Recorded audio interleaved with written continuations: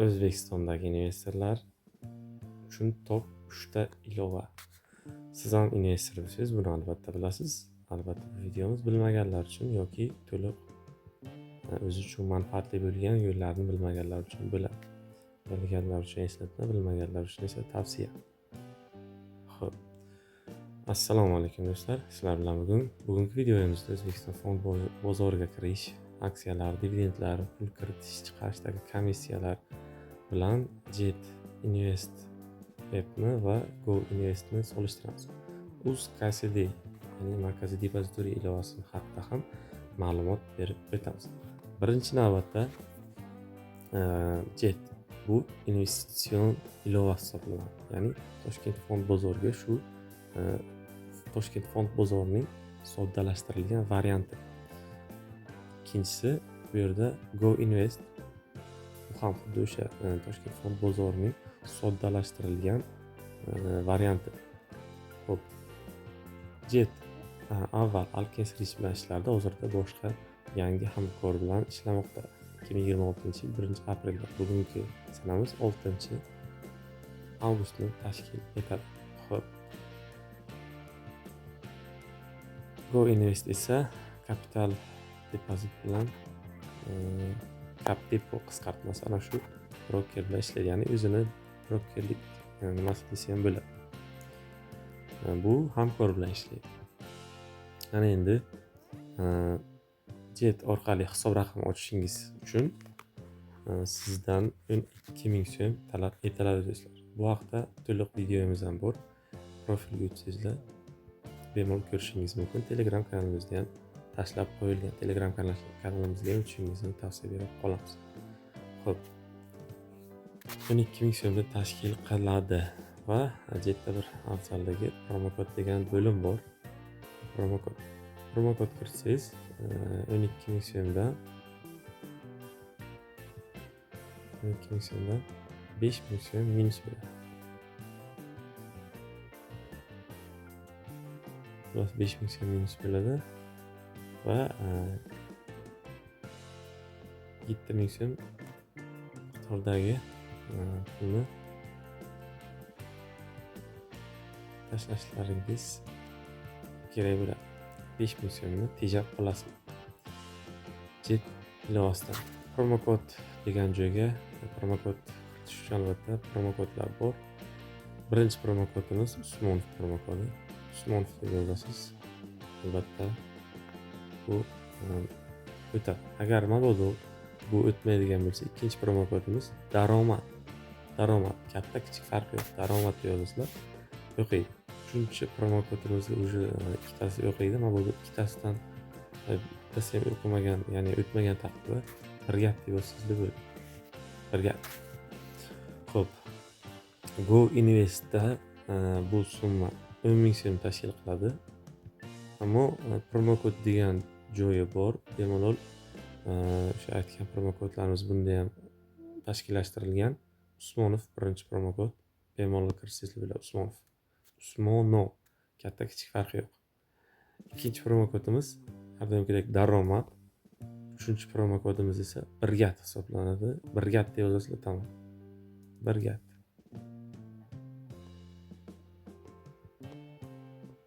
deb yozsangizlar oladi. Xudur ikkitasi ishlamasa bunisi aniq oladi. Bunda 10,000 so'm tashkil qiladi. 10,000 so'm. Promokod kiritgan taqdirda ba'zan 3,000 so'm chegirma qilyapti, ba'zan qilmayapti. Ammo promokod kiritishni tavsiya berib qolaman. Keyinchalik o'sha chegirmani hisobga olib o'tkazib yuborish ehtimoli yuqori. Xo'p, bu UzKCD do'stlar, markaziy depozitoriyani o'zini ilovasi. Bu ilova bu ikkitaga qaraganda katta ish qiladigan ilova. Sababi bu yerda biz aksiyalarni sotib olamiz. Dividend mana bu yoqqa tushadi. Bundan bank kartaga chiqarib olsangiz bo'ladi. Bemalol bank kartaga keyin chiqarib olamiz. Xo'p. Endi pul kiritish, pul chiqarish joylariga o'tamiz. Bu yerda Jet 0,75% olib qoladi komissiya. pul kiritishni ham chiqarishni ham. Bu kichkina tuyuladi, kichkina. Ammo Go Invest pul kiritishda 1% oladi, chiqarishda esa 0.6. Endi Go Investda shunaqangi bir nima qilsak bo'ladi. Mana bu ilovadan foydalangan holatda biz 0.6% kiritamiz, 0.6% chiqaramiz. Go Investda. Endi Jetda ham 0.6% dan kiritsak bo'ladi. Mana bu depozitoriya ilovasi orqali. Ammo chiqarishda 0.75 olib qoladi. Hisobidan ana shu ikkita ilovadan samarali foydalansak bo'ladi. Bunda komissiya bor. Ili ikkalasida ham savdodan 1% komissiya olib qoladi. Где-то broker 0.5 mi 0.45 mi shunaqa. Ili soliq 0 qancha. Xo'p, keyin markaziy depozitoriya 0.03 mi xullas ozgina olib qoladi bu ham o'zini o'sha xizmati uchun. Ya'ni siz aksiya sotib olasiz, ushlab turasiz 1 yil. Kompaniya, tashkilot foyda oladi va sizga dividend beradi. Dividend uskasiga ilovasiga tushadi. Markaziy depozitoriya ilovasi. Bundan hisob raqam ochish kerak bo'ladi. Bunda hech qanday promokod mavjud emas. Xizmat pullik ham emas, menimcha pullik emas. Bemalol ochsangiz bo'ladi. Prosta My ID ilovasi orqali bunga ruxsat berasiz. Shunda bemalol bu ilova sizga o'sha ma'lumotlaringizdan foydalangan holatda shu broker hisob raqamlaringizni polni ko'rsatadi, данныйlar. Bu juda zo'r ilova. Bu bo'lish kerak. Agar bundan ikkalasini tavsiya beraman. Kimgadir bunisi qulay, kimgadir bunisi qulay. Lekin ikkalasining afzalliklari bir-birinikini to'sib ketadi-da. Bir-biri chambarchas bog'liq. Jet Investdan zo'r, Go Investdan zo'r. Mana buni bitta zo'r tarafi bor. Siz aytaylik aksiya oldingiz. Foyda zararlarini juda ham texnически zo'r ko'rsatadi. Или kimdir agar obligatsiya olishga qiziqsa, obligatsiyani pulini to'liq hisoblab beradi. Aytaylik men obligatsiya oldim 100 ming so'mga yo bir ozgina 105 ming so'mga может oldim. Va uni 2 yil muddati bor. U oylani hisoblaydi va foizni hisoblab beradi va qancha pul tashlab berilishigacha hisoblaydi. Aytaylik men 105 ming so'mdan aksiya oldim. Uni falon muddati bor. 75 ming so'm siz pul ishlaysiz deyapti. Tasavvur qilyapsizlar, уже bu hisoblab bo'ldi bu aksiya o'sha obligatsiya muddati tugashigacha. Вообще zo'r.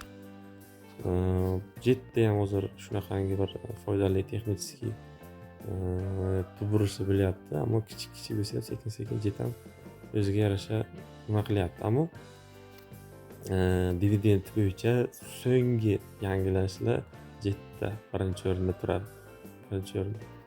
Bu sal keyin chiqadi dividend to'lab bo'lgandan keyin. Bu mana buni o'zining Telegram kanali bor. Mana bunga qo'shilib qo'ysangizlar уже bu birinchi bo'lib aytadi. Mana shu kun mana shu aksiya pul beradi. Mana bu falon qiladi. Bizning ham o'zimizning Telegram kanalimiz bor. Bemalol Telegram. Mana shu videoning kommentariyasida bo'ladi barcha ma'lumot. Telegram kanallar, promokodlar yutib olishingiz mumkin. Ro'yxatdan o'tish haqida to'liq videolarimiz profiliga kirasizlar. Birinchi videomizda ko'rsatilgan. Go Investda qanday ro'yxatdan o'tish haqida. Mana ko'rishingiz mumkin. Xuddi mana shu kanalimizda to'liq ko'rsatilgan. Ro'yxatdan o'tish, identifikatsiyadan o'tish va broker hisob raqam ochish. Promokod qayerga kiritiladi, boshqa qilinadi, polni ma'lumot berib o'tilgan. Jetdan ro'yxatdan o'tish haqida ham video roligimiz bor. Uni Telegramdan bemalol ko'rishingiz bo'ladi. Yangi ochilgan Switch Telegram kanalimiz birinchilardan bo'lib qo'shilib olinglar, foydali ma'lumotlarni olinglar, qaysi aksiyalarni sotib olish kerak, qaysilari zo'r, qaysilarining afzalliklari, qaysilari davomiy dividend beradi va qaysi aksiyalardan ehtiyot bo'lish kerak. Bu haqda yangiliklar berib boriladi. Yangi Telegram kanal ochildi. Marhamat, qo'shilib olishinglar mumkin. So'ng yangiliklar berib boriladi. Hozirda 4 ta obunachi bor. Birinchi kanalimiz bu. Bu ikkinchi kanalimiz. Bunisini ochganimga ko'p bo'lmadi. Уже 2 kun bo'ldi. 2 kun oldin ochdim. Bunisida ham foydali ma'lumotlar berib boriladi. Ikkalasini bir xilda olib borishga harakat qilaman. Bittasida ikkinchisini ayirmagan holatda. Xo'p, bu kanallarimizga qo'shilib qo'yiladi. Ro'yxatdan o'tish haqida video obzor tayyorlangan. Promokodlar mana yozib qo'yilgan. Usmonov promokodi, ikkinchisi daromad, uchinchisi birgat promokod. Bemalol kirib foydalansangiz deb bo'ladi do'stlar. Xo'p, mana bu Go Invest ni ko'rinishi hisoblanadi.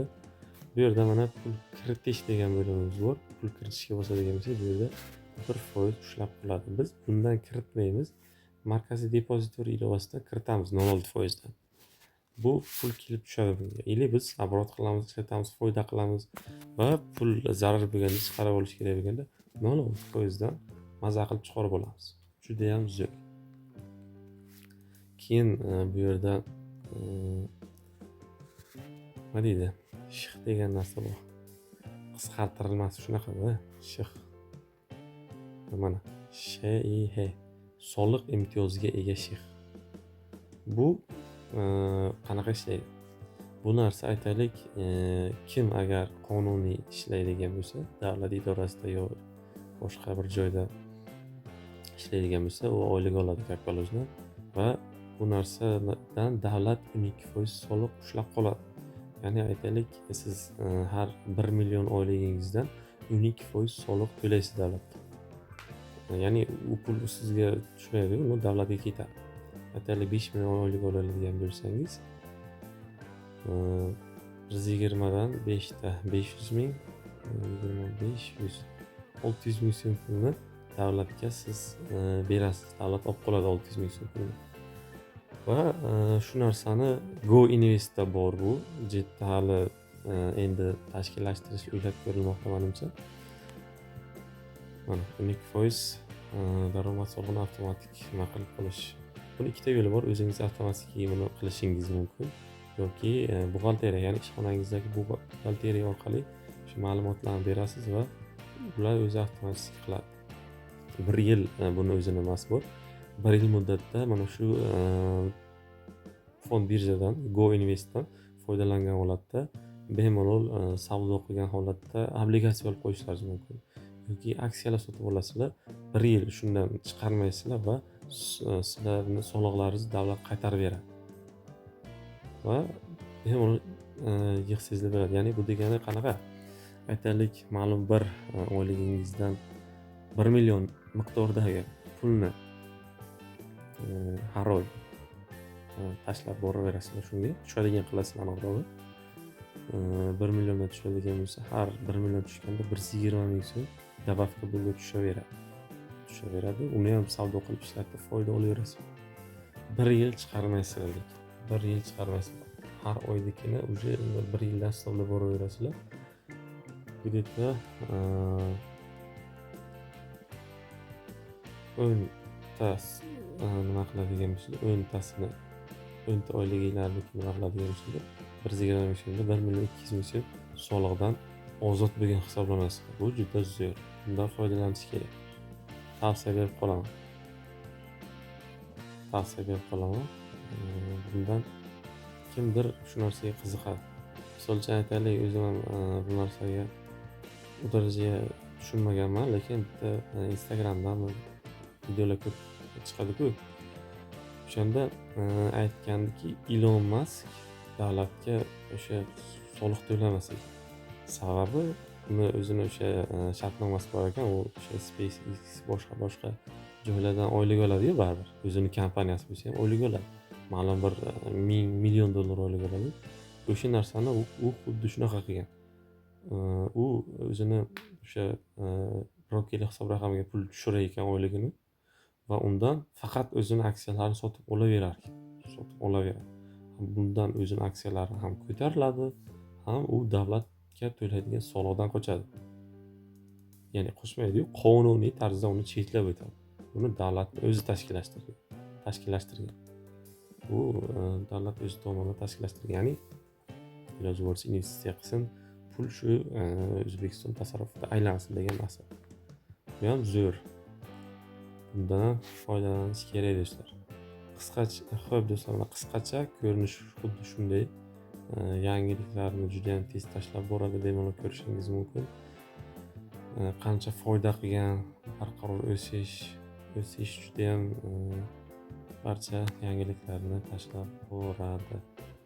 Yangiliklar, alohida yangiliklar degan bo'lim bor. Mana o'rtada aksiyalar bo'limi, mana ko'rishingiz mumkin. Bu yerda ikkinchi bo'limda obligatsiyalar bo'limi, juda ham ko'p obligatsiyalar bor. Va IPO bo'limi, bu yerda IPO jarayonlari mavjud emas. Bu o'tgan IPOlarni hozir ko'rsatmayapti, ammo IPO bo'ladigan bo'lsa, hamkorlik qiladigan bo'lsa, sirrazi ko'rsatadi bu narsa. Xo'p do'stlar, mana bu portfel bo'limi hisoblanadi. Bu yerda ko'rib turibsizlar, mana O'zbek neft gaz, O'zbek Telekom aksiyalaridan olib qo'yganman. O'zbek Telekom aksiyalari hozirda misli ko'rmagan darajada oshib ketdi. Xo'p do'stlar, qisqacha mana shunday bo'ladi. Bu ilovadan foydalanishlaringizni tavsiya berib qolaman. Mana shu videomizni kommentariyasida albatta Telegram kanalimiz bo'ladi. O'sha yerga o'tsangizlar, ushbu ilovadan to'liq ro'yxatdan o'tish, identifikatsiya qilish, promo kodlar kiritish va foydalanish haqida video darsliklarimiz bor. Bemalol kirib ko'ring. Investitsiyani hozirdan boshlang. Investitsiya moliyaviy erkinlikka chiqishning eng samarali va yagona usullaridan biri. Endi kimdir chorva mol bilan ham pulni to'plash, yig'ish, ko'paytirish nima deb o'ylaydi, ammo u hozirda juda ham qiyin chorvalar. Keyin qachon ko'tarilib ketgan, juda qiyin. Lekin bunda kichik sarmoya bilan katta narsalar qo'lga kirsa bo'ladi. Ya'ni uzoq muddatli savdo, uzoq muddatli depozit qilib borish. Ya'ni kichik muddatli savdo orqali ham foyda olish mumkin. Buning uchun kattaroq oborot kerak bo'ladi. Kattaroq kreditda bilinarli summa bo'lishi uchun aytaylik, mana 100 ming so'm kiritdingiz, bir oyda 10% ga ko'tarildi. Sizda 100 ming so'm, 10% 10 ming so'm. Ana endi buni 1 million qiladigan bo'lsak, 100 ming so'm. 10 million qiladigan bo'lsa, 10% 1 million so'm tashkil etadi.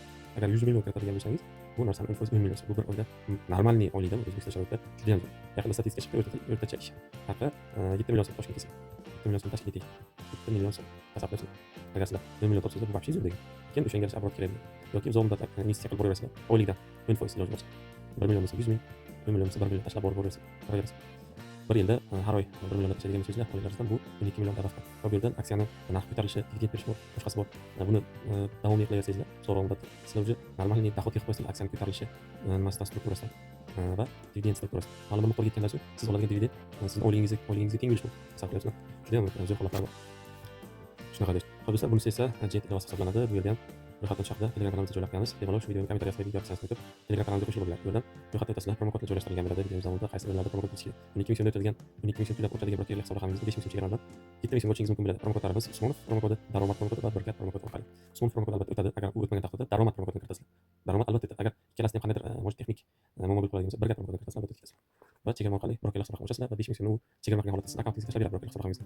5 ming so'mga ham aksiyalar sotib olishingiz mumkin bo'ladi. Xo'p. Ko'rib turibsiz, hozir shu yerda mana bir pul bor, bu yerda aksiyalarni sotib olingan hozirda ancha-muncha yaxshi turibdi. Shu o'rinda sizlarga bitta kichik strategiya aytib o'taman. Ko'pchilik so'raydi, men pul kiritganman, qaysi aksiyalarni sotib oling? Qaysi aksiya? Top aksiyaman. O'zbek birja davomli dividend beradi, juda ham zo'r. O'zbek Telekom juda zo'r, lekin hozir narx ko'tarilgan, o'zini tushunib tavsiya beraman. Uzneft вообще zo'r, yaqinda 2026-yil bo'ldi, ya'ni misli bo'ldi, degan xulosa jarayondan o'tdi va buni zo'r tarafi davlat tarafidan belgilangan shart bor, 2030-yilgacha, 2030-yilgacha olasiz. Oladigan foydalarini dividend qilib beradi har yil, ya'ni 2025-yilda olgan foydani 2026-yilda olgan foydani 2027-yilda dividend qilib berishga majbur. Buni olib qo'yishni tavsiya beraman. Iloji boricha ko'proq foyda bo'lsa. Xo'p, keyin o'zbek kombinat olib qo'yish kerak. Bu ham yaqinda o'z natijalarini e'lon qildi. Normalniy kirib ketyapti. Qiziqim sement O'zbekistonda gigantskiy ishlab chiqarish bo'yicha. Ammo hozirda ozgina ozgina risk qiladida, ammo bundan chiqib ketadi va yana normalniy dividend berish boshlaydi. Sababi analitik bo'lib o'tadigan dividend bo'lib. Bunda norim dividend berganda o'zining narxidan 1000 so'm bergan pastga. Agar shu natijaga erishadigan bo'lsa, hozirda narxi 1200 so'm sotilyapti. Уже hozirdan olib qo'ysangizlar, может yaqin 1-2 yil bo'ladi demayman, ammo uzoq muddatli investitsiya qilsangizlar, 10 yillarda albatta o'zi foydaga kirib, qurilish juda ko'p bo'lyapti, yangi binolar qurilyapti, albatta bu albatta sement sohasi yoki shunga o'xshagan sohalarda keng qo'llaniladi buni yo'nalishi. Shu sababli buni ham olib qo'yinglar iloji boricha. Kvarts, shisha, oyna mahsulotlar ishlab chiqarish. Buni ham kelajakga zo'r aksiyalardan hisoblanadi. Dividend yo'nalishi bo'yicha 2026-yilda ozgina bergan, ozgina ilhomlantirib qo'ydi. Ammo buni ham kelajakga buyuk sababda shisha, oynalar, hozirda baland binolar, muhtasham binolar qurish albatta g'isht yoki shunga o'xshagan mahsulotlardan foydalangan bo'lsa, og'ir ketadi. Binoni uzun qilishga darajada yaramaydi. Kinolardan chet el binolarni ko'radigan bo'lsak, oyna shishadan ko'proq juda katta qismi shunday tashkillashtirilgan. Demak, O'zbekistonda ham rivojlanayotgan katta bino quriladigan bo'lsa, shisha mahsulotlari, oyna mahsulotlari albatta kerak bo'ladi va gigant kvarsni savdosi zo'r bo'ladi. Xudo xohlasa bundan olib qo'yishni tavsiya beraman. Ko'p hozircha asosiylarini shu do'stlar. Iloji boricha ana shu asosiylardan bittasini emas, hammasidan bir donadan olinglar. Bir donadan kiradi mana to'g'ri aksiyalar olinglar. Bir donadan. Qaraysizlar minusga kiryapti. Normal minusga kirgandan keyin unda o'yinda sotsangiz уже sizlar minusda bo'lmaysiz va sizlarni o'sha minusdagi narxlarga kelganda o'sha normal plyusda bo'lasiz. Mana shu narsa meni texnik sirrim hisoblanadi. Ko'pincha mana shu narsadan foydalanaman. Misol uchun bugun mana bu Baraka Investni sotib oldim. 0 turibdi. Naf foyda nazorat. Buni ushlab turaman bir hafta 10 kun. Qarayman qani naf foydaga kiryapti. Zararga kirsa, normal zararga kirgandan so'ng o'yinda sotib olaman. O'sha pastga tushgandan so'ng. Уже men minusda bo'lmayman. Qarayman, men o'sha sotib olgan narxim kelganda men plyusda bo'laman. Agar ko'tarilib ketsa ham qarayman, sabr qilib olaveraman. Men pulni ko'taradi. Mana strategiya shunaqa ko'pchilik ko'rasizlar. Ko'pchilik o'zim ko'raman, bu gruppasi bor. Qip-qizil bo'ladi ko'pchilik. Sabab shoshilib oladi. Bu yerda sotib olish degan yo'nalishning o'ziga yarasha siri bor. Mana bu yerda tap etib bozor narxini sotib olmaydi. Mijoz narxida o'zlaringiz narx belgilab olinglar sotib. Keyin mana bu yerda buni olib kelib qilaman. Mana bunda narx turibdi, mana shu narx oraliqda belgilaysiz. Buni qayerdan bilamiz degan tushuncha savol kelib chiqadi. Stakan bo'limi bor. Bu yerda turibdi, mana bu bir dona sotmoqchi ana shu narxda. Mana bu bir sotib olmoqchi bo'ldim. Siz mana shu narxdan kelib chiqqan holatda sotishingiz va sotib olishingiz kerak. Bozor narxini sotsangiz, bu yerda katta razniya o'ynab qo'ygan bo'lishim. Sababini aytaylik. 2000 so'mga sotilayotgan aksiya nimadir bo'lib 2200 so'mga chiqib qolgan bo'lishim mumkin. Siz sotasiz, qaytib 2000 so'mga siz normal minusda berasiz. Masalan, iloji boricha kichik detallarga e'tibor bering. Sotib olish sotish haqida keyinchalik juda ham to'liq texnik analizlarni, foydali aksiyalar, dividend berish bo'yicha, ko'tarilishi, boshqa bo'lsa yana foydali ma'lumotlar beriladi albatta. Shungacha kanalimizga a'zo bo'ling, absolut a'zo bo'ling. Foydali videolar chiqib boradi. Maqtanish emas. Bu loyihani oldin juda ham qiziqqanman loyihaga, lekin ma'lum bir yoshlar rasmiyatini pasport olishlarga bo'lgan tushib va saytni o'zidan foydalanish qiyin. Toshkent fond birjasi o'zining sayti bor. Telefonda foydalanish voобще qiyin. Kompyuter bo'lsa bir amallasini bilaman, telefonda juda ham qiyin. Hammasini nima deydi, elementarniy yozish kerak. Aksiya kodi, yana bir bola kodi, xullas juda ham qiyin. Lekin mana bunaqangi investitsion ilovalar, boshqa chiqdi. Undan keyin sirasi kirganman. Xo'p, bu yerdan nima desam, bitimlar. Yo'q, undan bu emas. Xo'p, qaysi? Bitimlar degan joyga kiramiz bo'lsa. Sana. Qaysi? 2006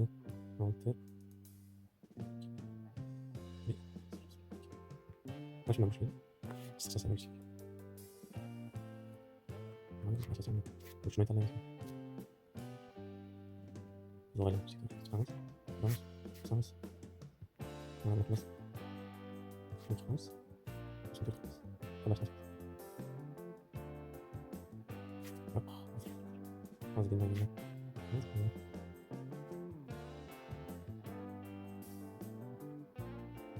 Pasma yapacağız. Birinchi savdoyimni hali aniq esimda emas, lekin birinchi savdoim 2023 yilda bo'lgan. Ko'pchilik 2023 yil, lekin 2022 yildan boshlab men kuzatishni boshlaganman. Bu loyihalar, aksiyalar, boshqa tarixni ko'rishingiz mumkin. Xo'p, bizga kerakli bo'lgan 2023 yilni 4-oydan savdoga kirishni boshlaganman.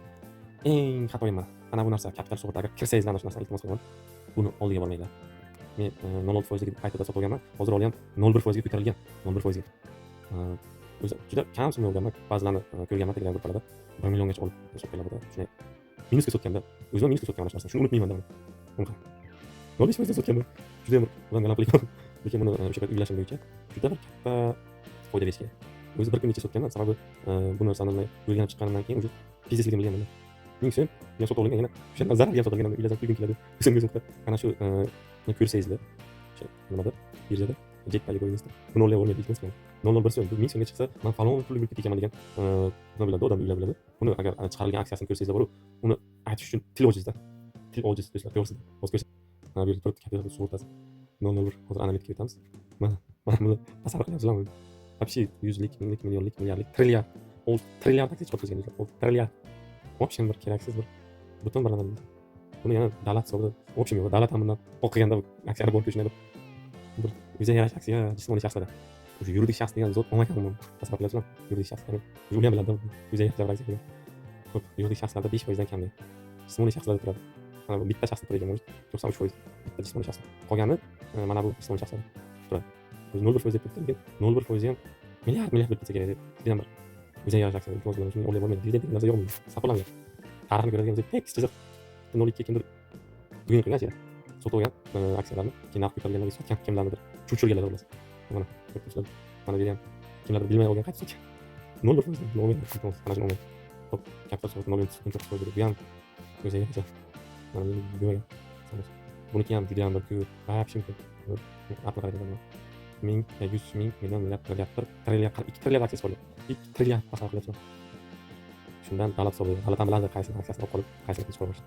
Uztelecomning 65% aksiyasi davlat hisobiga hisobi katta foyda beradi, katta foyda keltiradi. Xo'p, bunda o'sha pariyon jismoniy shaxsga 8%, yuridik shaxsda 6%, jismoniy shaxsda 1% yaqin. O'sha 1% emas ekan, shunda ham bir o'ziga yarasha dividend bergan, dividend bergan, lekin вообще bir bilmadim nima deyishga hozir tilim ojiz, fikrim ojiz deydi. Ilmim hali yetmaydi. Xullas ana shu aksiyada o'zib qolgan. Bu ko'pchilik investorlar qiladigan juda katta xato. Ko'pchilik qilgan. Bu xatolar sizlarni nima deydi? O'sishga boshlaydi, lekin kimdir qilgan xatoni sizlar qilishlaringiz kerak emas. O'sha qilgan xatoni sizlarga aytyaptimi? Misol uchun qilgan mana shu xatoni sizlarga aytyapman, shuni qilmanglar. Mana shu xato. Xo'p, bizga qaysi aksiyalar bor? Ko'rgan yo'q, bunga ham yaqin yarashmaydi. Mana qayta sotilgan. Xo'p. Ismozob ham savdo 180 olganman. 180 so'm bo'lgan. Hozir 300 so'm, 300 so'm atrofida turibdi. 3 barobar ko'tarilgan. Ipoteka bank mashinalarni o'zim. Keyin hozir yangilaymiz bitta.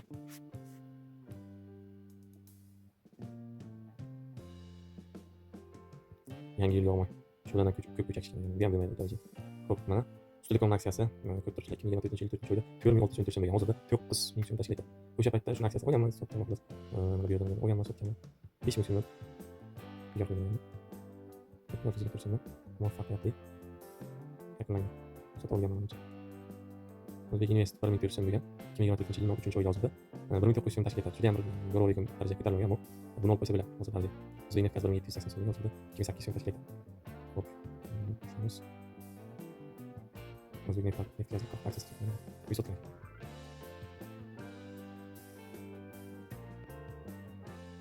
O'zbek Telekom sotilgan.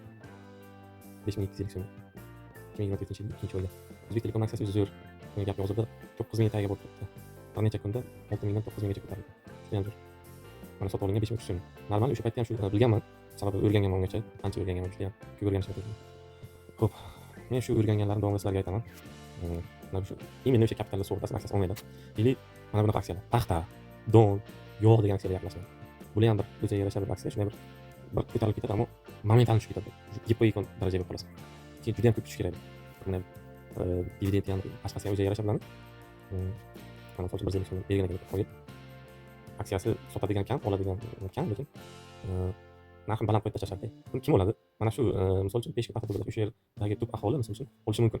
Shu narsa. Misol uchun men o'zimni territoriyamdagi ba'zi bir tashkilotlarni aksiyalarini ko'raman. Dividend degan narsa juda ham kamda, lekin mana ishlaydiganlar uchun umuman balans bermaydi. Olganni foydasi. Lekin ba'zilar yangi investorlar o'zimizni tashkilot boshqa qiladi. O'zi minusga ketadi. Misol uchun mana biz 44% minusda. Lekin shuni 52 ming so'mga chiqqan. 52 ming so'mga 1252 ta aksiya sotilgan tasavvur qilyapsizlar. 1252 ta. Mana endi 300 ming so'm tushdi.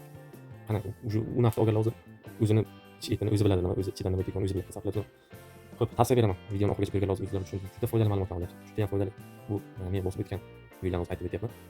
Kam emas staj. Hozir 2026 yil bo'lsa, 2022 yildan buyon kuzataman, 2023 yildan buyon savdo qilib boshlagan bo'lsam, hozirgacha ancha-muncha o'zimga xatolar, bu boshqa juda ham ko'p narsani o'zimga yarasha endi. Sababi qayerga tashlaganim yo'q, 200 million, 100 million, 100 million yaxshi tashlagan yo'q. Lekin kelajakda mana shu summalarni ishlaydigan bilimlarni o'zimga yaratdim deb o'ylayman shaxsan. Hop, paxtalarga yaqinlashmayman, donlarga yaqinlashmayman, yog'larga yaqinlashmayman. Uchta. Ana u именно bitta aksiya bu. Kapital suhbati. Bu 4-inchisi. Unga vaqt yaqinlashmayman, ana shu aksiyalarga yaqinlashmayman.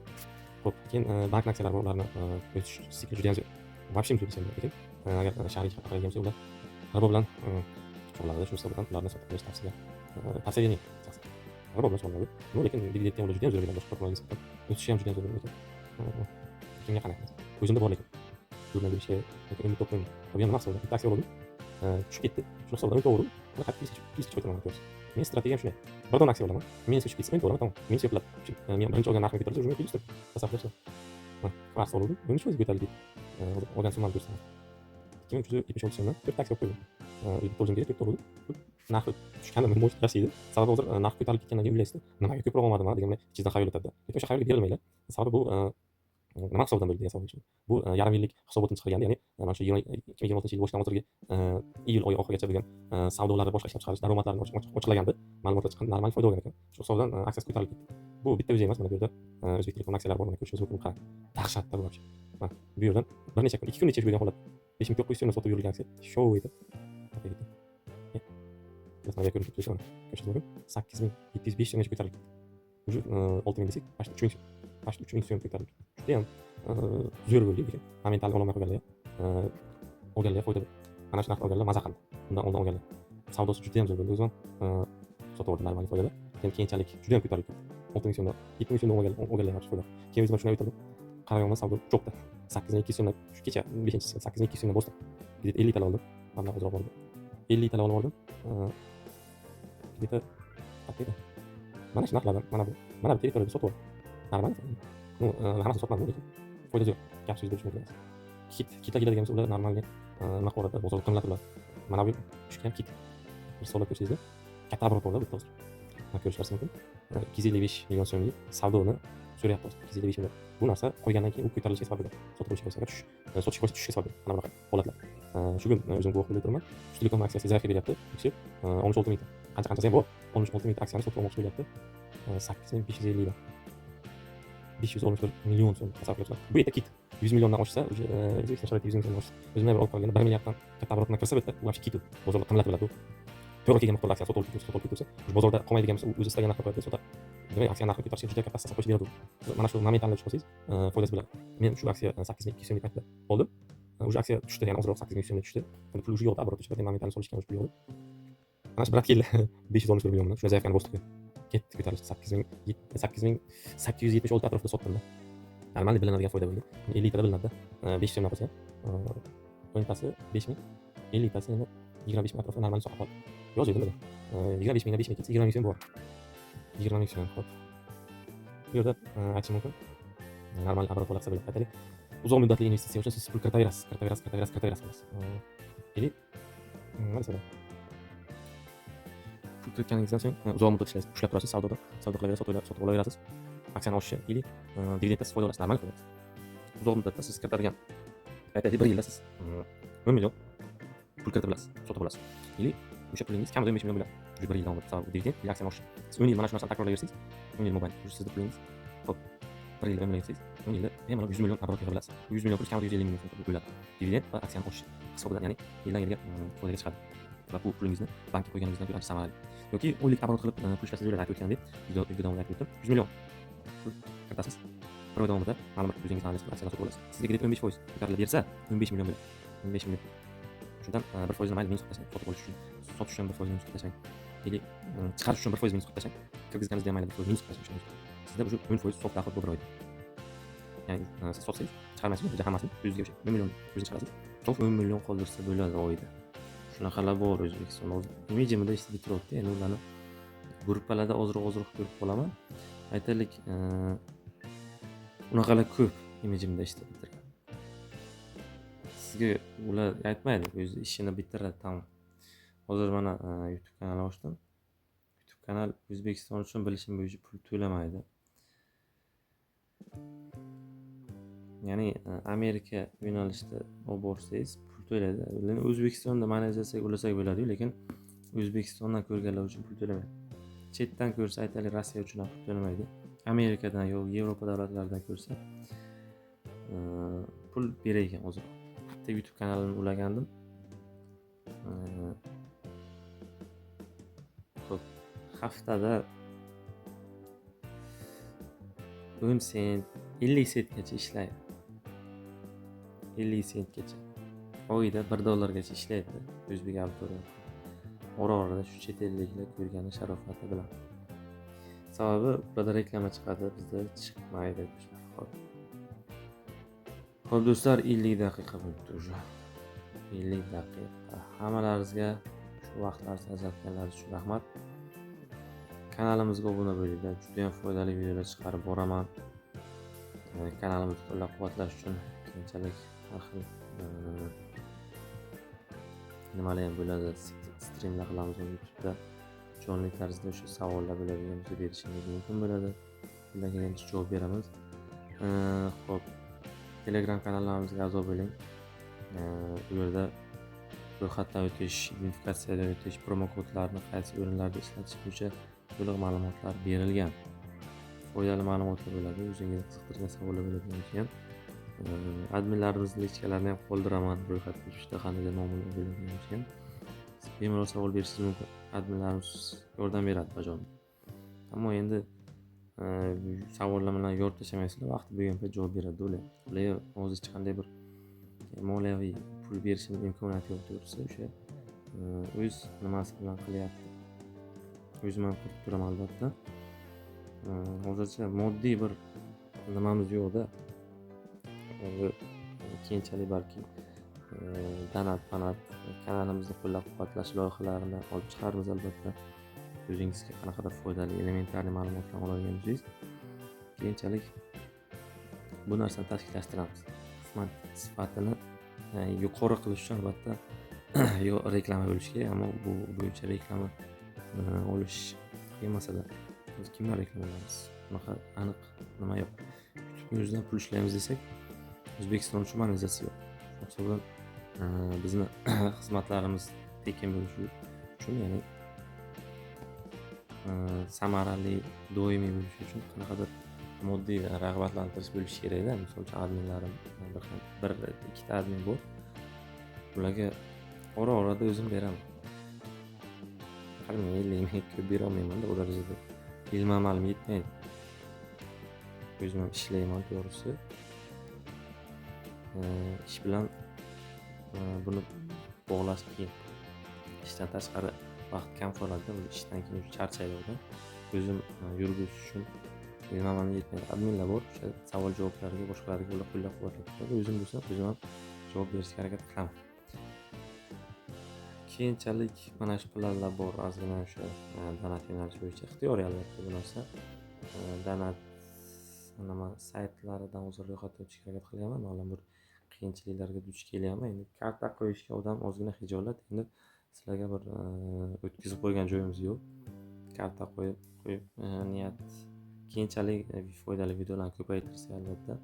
Может, karta ham qo'yib o'sha har kim o'zini himmati bo'yicha shu kanalimizni rivojlantirish, xizmat sifatlarini yaxshilash uchun albatta 1000 so'm, 5000 so'm, 10000 so'm qo'ldan kelgancha tashlasa, albatta bu bir motivatsiya bo'ladi adminlarimizga, shaxsan menga.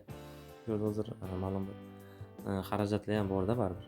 Vaqt masalasi, internet trafik, boshqa ma'lumotlar izlanish, qaysi aksiyalarni bir sotib olib xato qilib ko'raman, minus tushib qolishi mumkin. Muzlab qolishi mumkin pul. Bas mana shunaqangi elementarniy yo'nalishlar bo'yicha ham obunachilarimizni qo'llab-quvvatlashdan albatta umidvormiz. Xo'p do'stlar, hammaga rahmat, sog' bo'ling, salomat bo'linglar. Videomizni keng tarqalishi uchun albatta like bosib qo'llab-quvvatlang. Kanalimizga obuna bo'ling. Salomat bo'ling.